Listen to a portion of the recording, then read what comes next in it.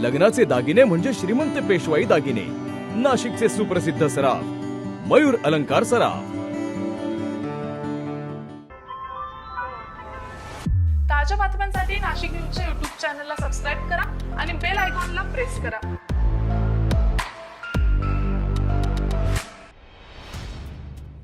14 वर्षीय मुलीस लॉजिंगवर घेऊन जात बलात्कार केल्याप्रकरणी एकास जिल्हा आणि सत्र न्यायालयानं 20 वर्ष सश्रम कारावासाची शिक्षा सुनावली। ही घटना 2021 मध्ये नाशिक रोड भागात घडलेली होती। या प्रकरणी पोलीस दप्तरी बलात्कार आणि पोस्को कायद्यान्वये गुन्हा दाखल करण्यात आलेला होता। पोलिसांनी दिलेल्या माहितीनुसार रुझान समीर पठाण असं शिक्षा सुनावण्यात आलेल्या आरोपीचं नाव आहे। अल्पवयीन मुलीस मैत्रीच्या जाळ्यात अडकवत आरोपीनं हे कृत्य केलं।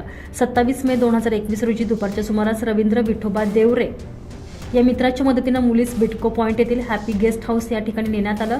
या ठिकाणी एका रूममध्ये आरोपी पठाण यानं मुलीवर अत्याचार केला। मुलीनं कसबसं घर गाठून आपबीती आपल्या कुटुंबियांकडे कथन केल्यानं हा प्रकार पोलिसात पोहोचला।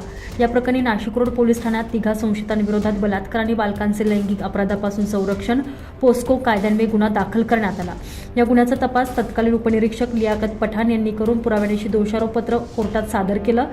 जिल्हा आणि सत्र न्यायालय क्रमांक 9 च्या न्यायाधीश व्ही.एस. मलकापट्टे रेड्डी यांच्या न्यायालयानं फिर्यादी साक्षीदार पंच यांनी दिलेली साक्ष आणि तपासी अंमलदारांनी सादर केलेल्या पुराव्यास अनुसरून आरोपी रुझान पठाण यास दोषी ठरवत 20 वर्ष सश्रम कारावास आणि 10,000 रुपये दंडाची शिक्षा सुनावली।